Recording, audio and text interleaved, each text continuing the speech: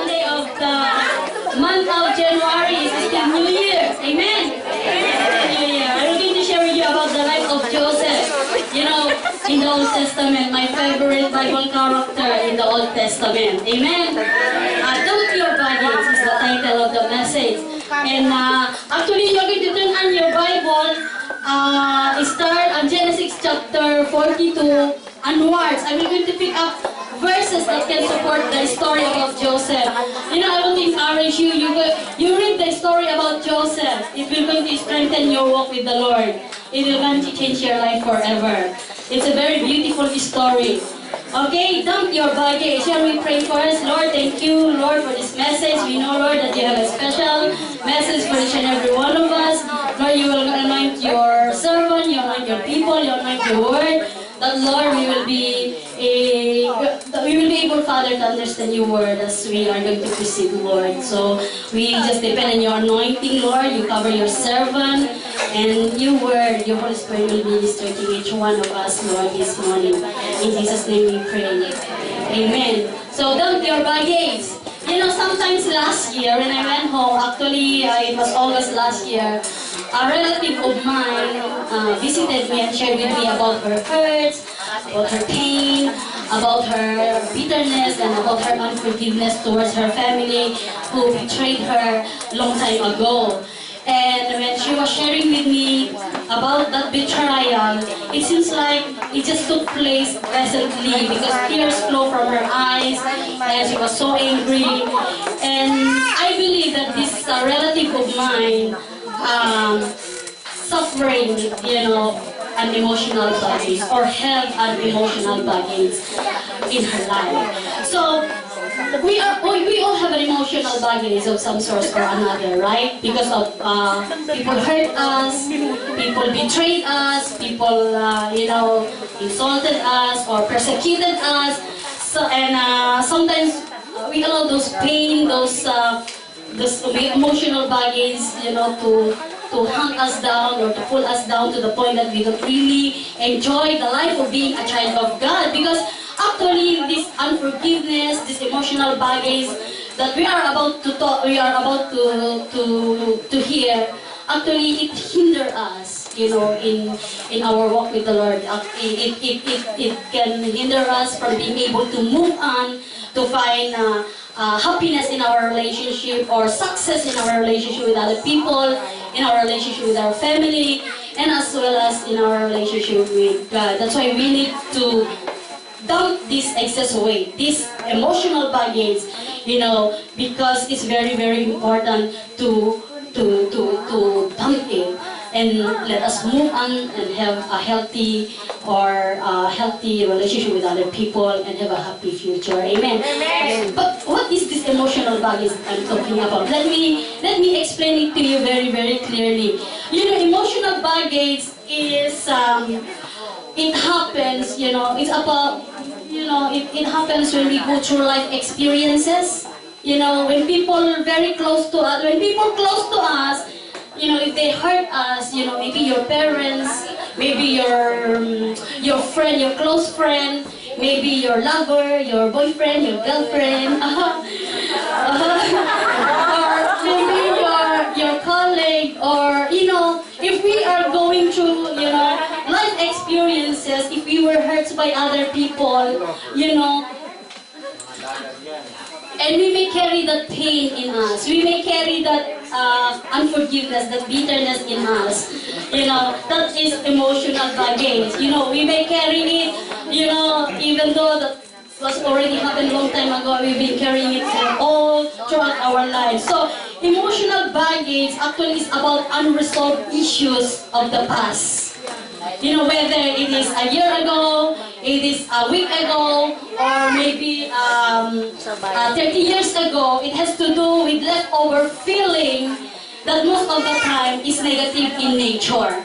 So, emotional baggage actually affect your personal growth, affect your life, you know, affect your relationship with other people, and it can prevent you from becoming all what God wants you to be. Amen? Amen. Amen. So, for those of us who travel to Philippines right? If we have an excess weight, if we have an excess baggage, of course we have to pay for it, right?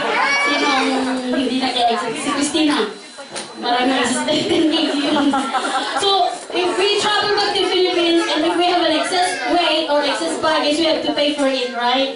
It's the same way in our spiritual walk with God. It's the same way sa buhay natin. If we are carrying an excess baggage, you know, we have to pay for it because there is a cost. There is a cost because it affects your lives. Itong emotional baggage na tinutukoy natin is if you are carrying that pain, that bitterness, that unforgiveness towards those people who hurt you, and you've been carrying it for a long time, you know, and you know, the God that telling us today, we need to dump all this excess baggage because it affects you, it affects my life, and it affects your relationship with God. So we need to dump this emotional baggage that we've been carrying in. Amen? Amen. Amen. We need to dump it. Amen. So,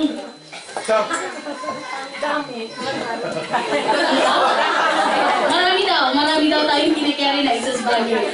Itong excess baggage, it can be unforgiveness towards other people. You know, there's this pain in you na hindi mo nasa-settle, you know, with other people, unresolved issues of the past. You know, we need to settle it.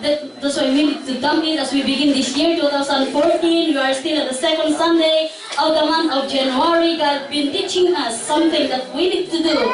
We need to do because this is for our good. Amen? Even emotional baggage na tinutukoy po natin, mga kapatid, is a stronghold. A stronghold that we must break in the name of Jesus because it will have a great effect in your life and in my life. Amen. So we need to find victory and breakthrough in this area of our lives. Amen. Amen. So if there is a man who could harbor a bitter spirit, is Joseph in the Old Testament. Do you know the story about Joseph? He was betrayed by his own brother, right? So Joseph, he was betrayed by his own brother. In fact, first they betrayed him. After betraying him, they wanted to kill him. His own brothers wanted to kill Joseph. And instead of killing him, they betrayed him, they sold him into an Egyptian slavery. So Joseph, what happened to him? He became a slave, he became a servant in Potiphar's wife, in Potiphar's house. And after that, itong Potiphar's wife naman, nagkakorsonada kay Joseph, and Potiphar's wife tried to seduce Joseph. And of course, Joseph, you know, he was a righteous man. He ran away, you know.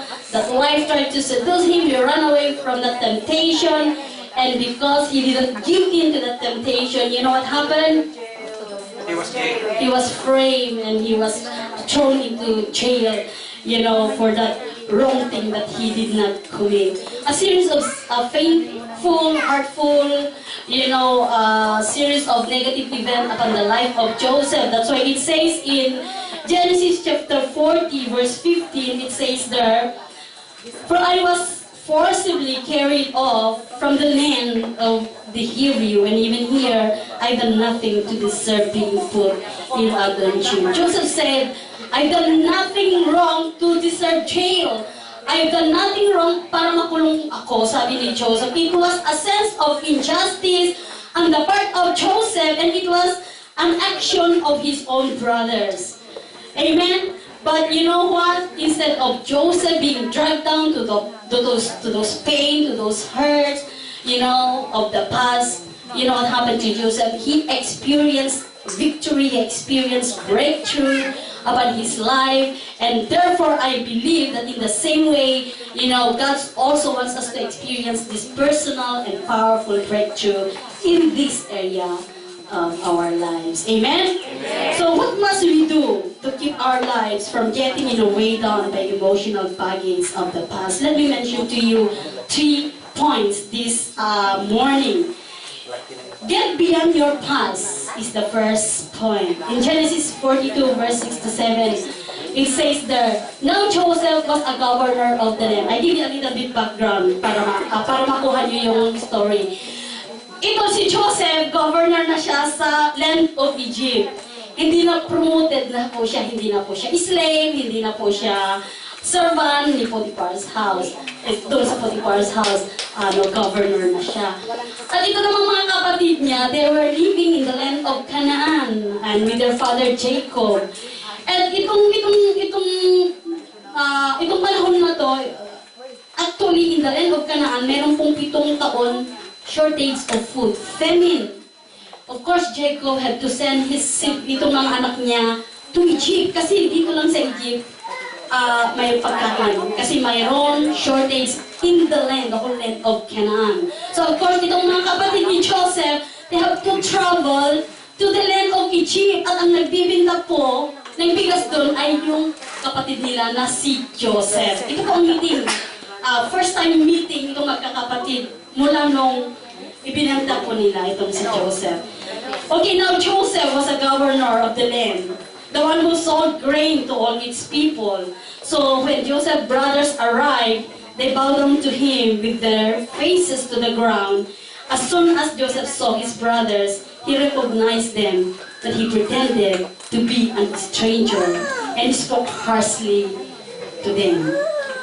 You see in verse 7, Joseph spoke harshly to his brothers. Somehow, meron po yung anger. There's an anger rise in the heart of Joseph. Kasi, he recognized his own brothers. Itong mga kapatid niya who tried to kill him,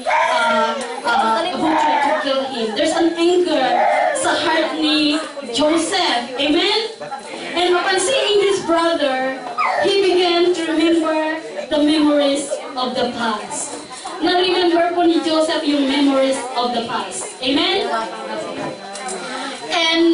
And he began to remember the memories of the past, and he began, even though it was happened a long time ago, itong si Joseph, naalala niya yung pangyayari na eto na-recognize niya yung mga kapatid niya, eto na yung mga kapatid ko na bala, pumatay ko sa akin, yun ang ni Joseph.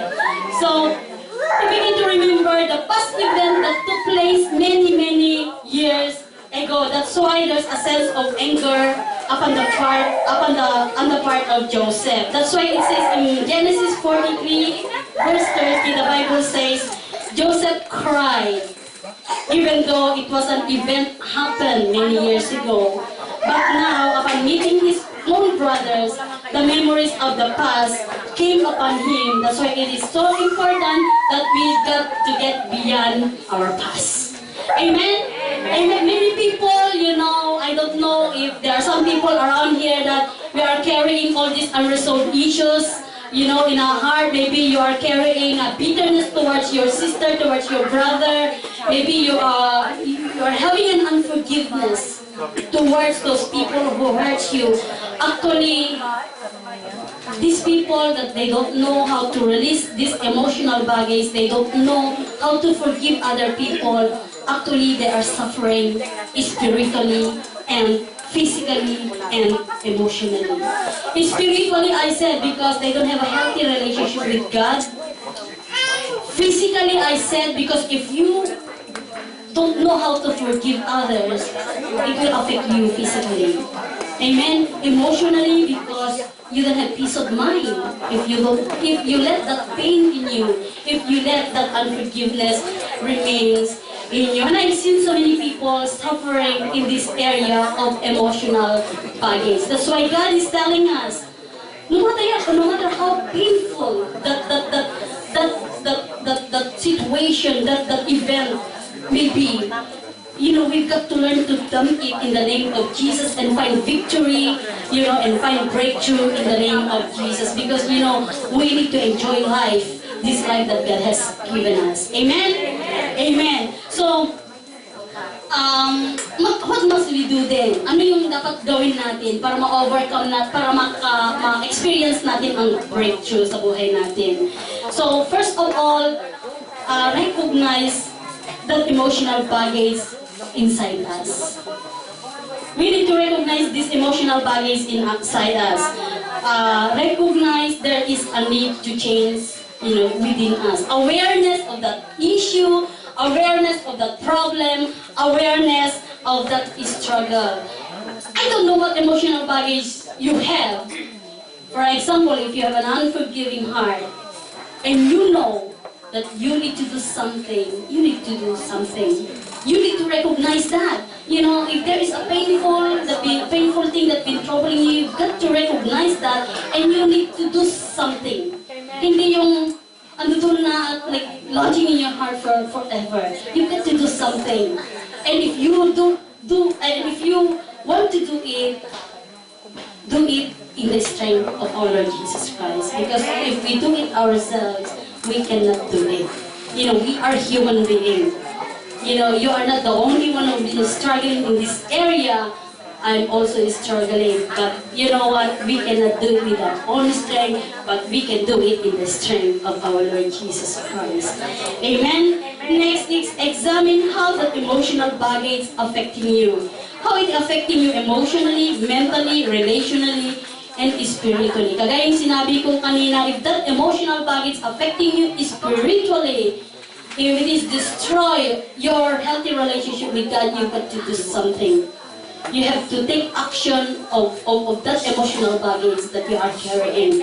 Amen? If it is affect you emotionally or relationally, mean to say if you have that excess baggage, for example, unforgiving, it affects your relationship with your family, it affects your relationship with other people, you've got to do something. Amen? And thirdly, confront the issue. Confront the past and face the past. That is very important. We cannot blame other people for your past. You cannot blame the devil. You cannot blame the circumstances because it cannot help you if you blame other people. It cannot help you, you know, if you blame, you know, the circumstances. You've got to face your past because that is very, very important. We need to take personal responsibility to face, you know, the situation. We've got to tell it to ourselves, past is past and nothing that you and I can do to change about the past. Amen? You know, in Hebrew chapter 11, alam niyo po yung heroes of faith. Lahat po yung mga heroes of faith sa chapter 11, book of Hebrew, basahin niyo po. All those heroes of faith, they are all imperfect. Actually, yung mga Bible characters, they have a terrible record past. You know, mga record nila. Ginamit po ang Panginoon ng mga imperfect people like them for us to know that God can use imperfect people like us in a very supernatural way. Pero kung basahin niyo sa Hebrew chapter 11, yung heroes of faith, actually hindi po naka-record doon yung mga wrong na ginawa nila, yung mga past na ginawa nila, yung mga kagaya ni King David. King David was a murderer, was an adulterer. Hindi po naka-record sa heroes of faith. Actually, all their accomplishment. So, you know, past is past, and nothing that you and I can do to change the past. And let's move on, you know, let's confront our past, and first of all, let's recognize it. There is a need for us to change. You know, if it is affecting you emotionally, spiritually, relationally, you've got to do something with the strength of God, and you've got to confront your past with the strength of God. You cannot move on without recognizing the help of God upon your life. Amen? And I've seen so many people, you know, who have issue from the past. Either they can experience breakdown or breakthrough. And I've seen so many Christians, 30 years, 40 years, you know, sabi nila, they are old Christian na, pero, you know, they experience breakdown because you know why? They don't know how to release this emotional baggage. They don't know how to surrender it before God, you know, and instead of seeing them, you know, energetic, passionate, you know, in serving the Lord, they experience breakdown because they don't know how to release all this emotional baggage before the foot of Jesus. Amen? But God forbids each and every one of us. Why? He wants us to experience breakthrough. Amen? Breakthrough in the name of Jesus. Breakthrough in our lives. Amen? Do you want breakthrough in your lives? Yes. That's the desire of God for each and every one of us. We all have an emotional baggage. Sino man naman sa atin ang walang pa? Sino ba sa atin na okay lang, walang mga taong nagpe-persecute? Actually, we Christian. Actually, tayo po yung target ng kaaway. At kung minsan, ang nagpe-persecute po sa atin yung mga closest friend, mga closest relatives. Sila po ang ginagamit ng kaaway. So, of course, meron tayong emotional baggage sometimes. But you know what? All these emotional baggage, God wants us to dump it. You know, para hindi na natin sila para hindi tayo masyadong nabibigatan as we run this race. Amen? Amen? He wants us to run this race na wala pong excess baggage. You try to run and you have a lot of baggage around you. How can you run? Right? How can you finish the finish line? Actually, yung mga runner, nakikita nyo they are wearing a very light short or sleeveless because they run without any excess baggage. If they are carrying bag or they are carrying too much luggage, how can they run and finish the finish line? So God wants us to run this Christian race, you know, with breakthrough and with complete freedom in our spirit. Amen? Secondly is get hold of the present. In Genesis 45 verse 5, it says there, "And now do not be distressed, and do not be angry with yourself for sending me here, because it was to save lives that God sent me ahead of you." So here, actually Joseph, sabi niya sa kanyang mga kapatid, do not be distressed, do not be discouraged. You know, ang sabi niya sa kanyang mga kapatid, do not worry. In fact, Joseph encourages us, in-encourage niya ang kanyang mga kapatid. He reached out to his brothers. Actually, hindi po galit si Joseph sa kanyang mga kapatid. Doon na they tried to kill him, they sold him into an Egyptian slavery. Sabi ni Joseph, do not worry because the hand of God was upon me. Yun ang word po ni Joseph. So, at saka sa verse 7, sabi niya, "But God sent me ahead of you to preserve for you a remnant on earth and to save your lives by a great deliverance." So Joseph saw the hand of God upon his life in the midst of the pain, you know, in the midst of the hurts of the past. You know, Joseph, you know, kissed his own brother and reached out to his own brother. So here we can see a picture of a man who was not bitter about the past, right? He overcome the past. He overcome the past. And Joseph began to live a life for the present, for God, and for the glory of God. And that's what's us to experience.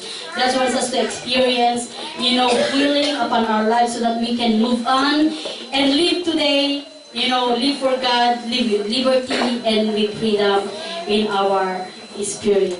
Actually, yesterday is a history, right?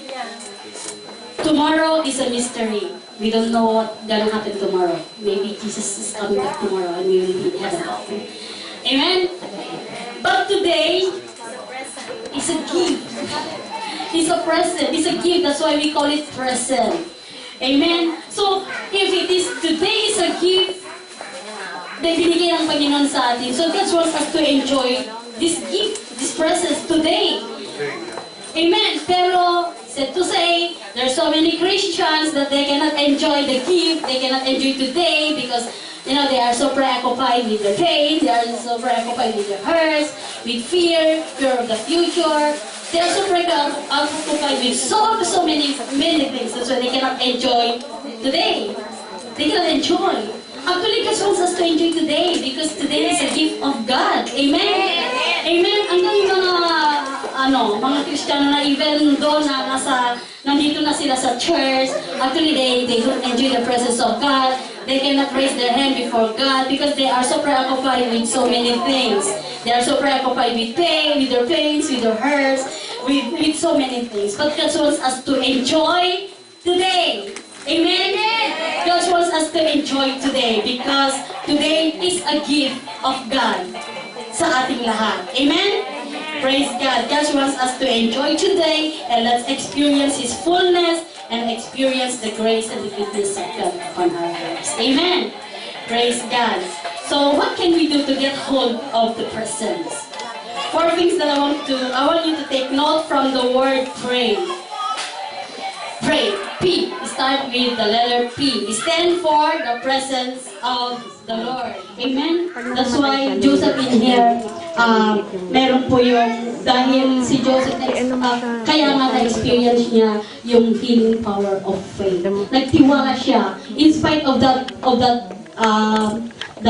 painful event na nangyari sa kanya, he trusted God. Hindi nawala ang pagtitiwala ni Joseph sa Panginoon. He trusted God, and that's the healing power of faith. Amen? Amen. Sometimes we do not understand, all of us. Sometimes ang dami natin mga dinadaanan na painful things, very hurtful things. Sometimes we don't actually understand how God allowed all these things nangyari sa Tagalog. Mangyari. Oh, bakit? Bakit inaalaw ng Panginoon niya? Sometimes we have this attitude of, it's not right, it's not fair. Why God allowed this situation? Why God allowed me to have this thing? Actually, we don't actually understand. And if we look to God and we say, Lord, I don't really understand why you are allowing all these things happening to me. You know, I don't really understand why I have this past. It's not fair, yeah. I know, Lord, it's not fair. But if we allow God, you know, to take control, and we know that God is in control, you know, and we continue to trust God even though we don't understand, that's the healing power of faith. Amen? Yeah, ang daming mga bagay. Ako nga kung minsan ang daming mga bagay hindi ko maintindihan. But I still keep trusting God. Why?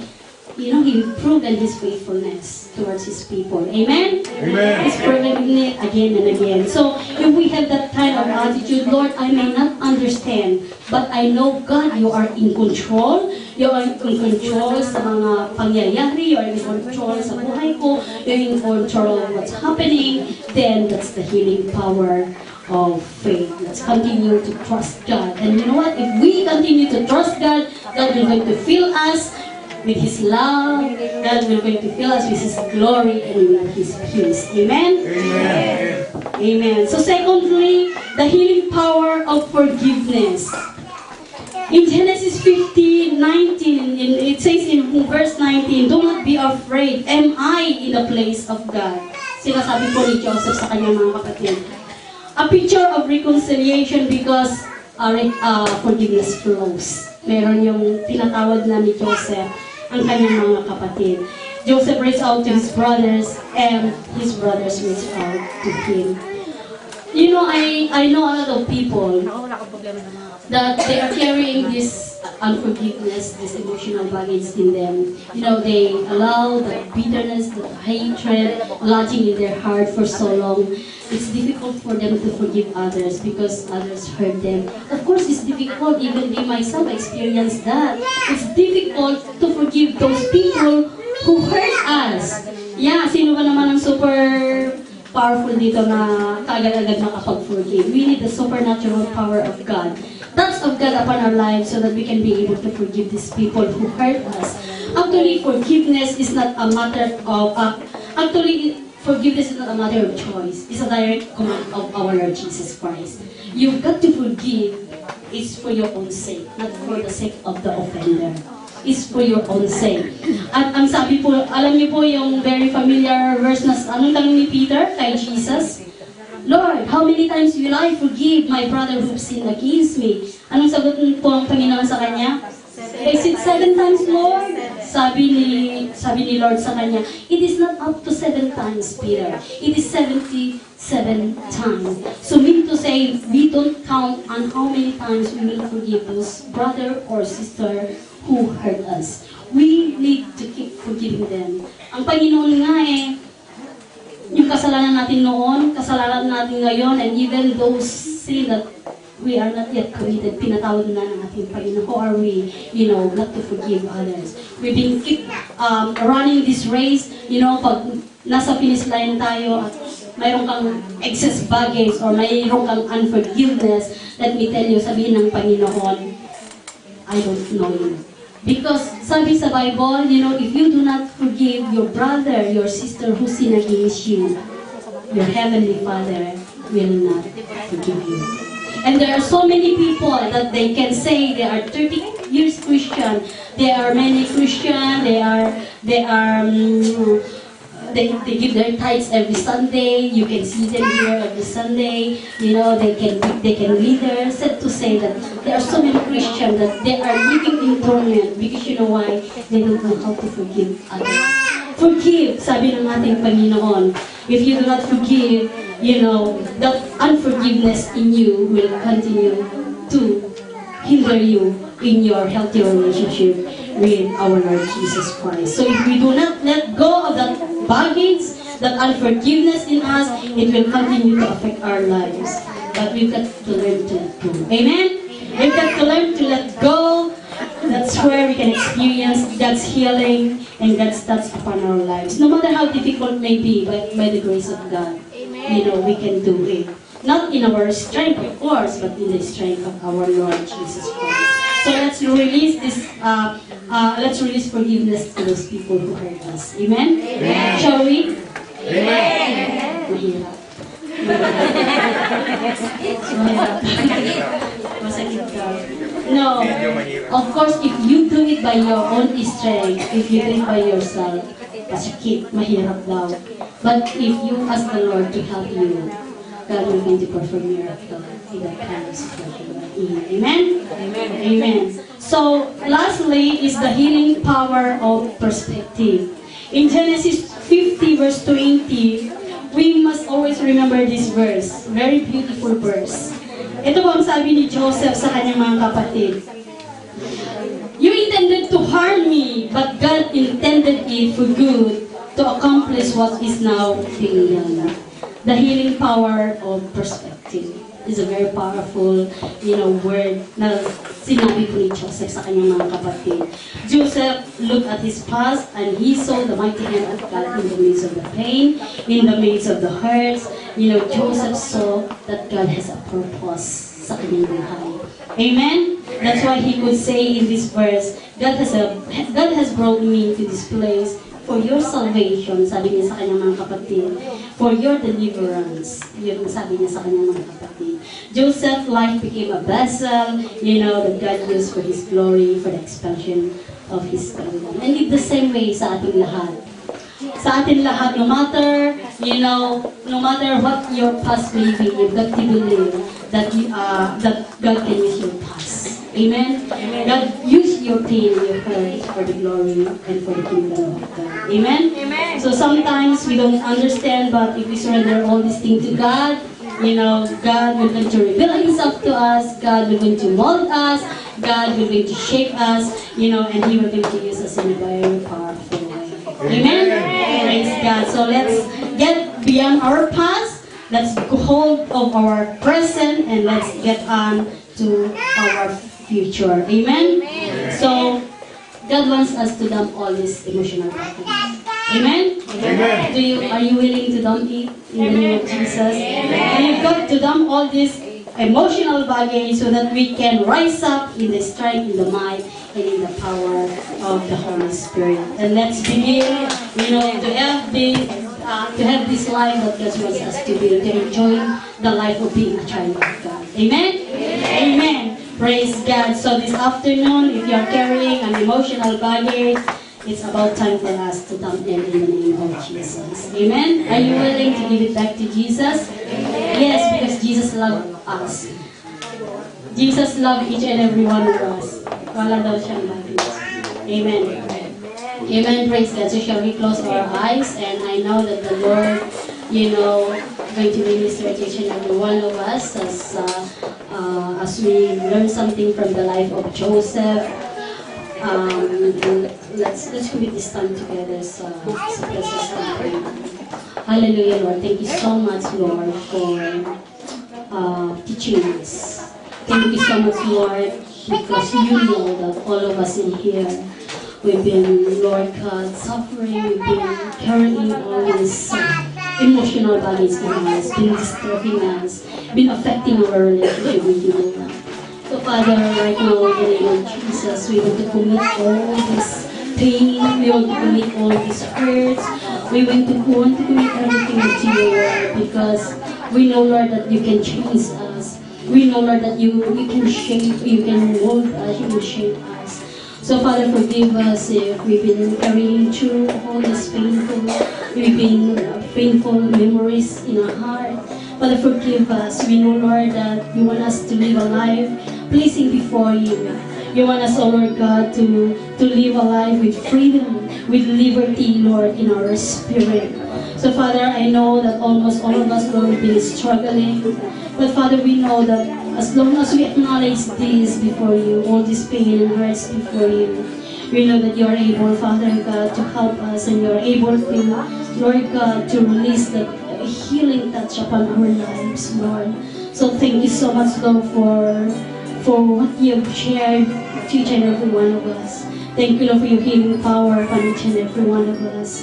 Thank you, Lord Jesus. Thank you, Lord. Let's continue to close our eyes. All eyes are closed. I want to speak to each and every one of us in here. You know, you might be carrying all this emotional baggage in you and been affecting your relationship with other people, affecting you emotionally, spiritually. You know, Jesus wants to help you. Jesus wants to have that healing touch in your life this morning.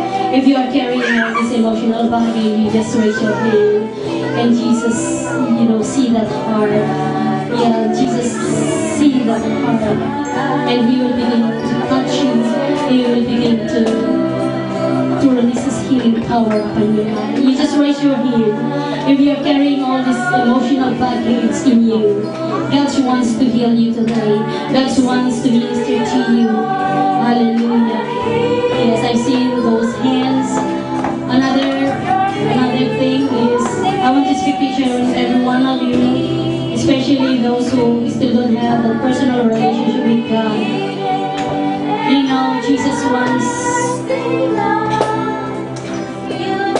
to express His love for you.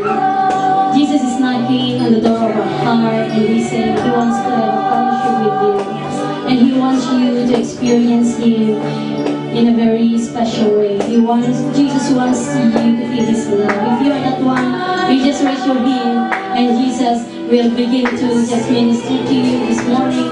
If you want to receive Jesus as your personal Lord and Savior, you just begin to raise up your hand as an acknowledgement that you want to need Jesus in your life.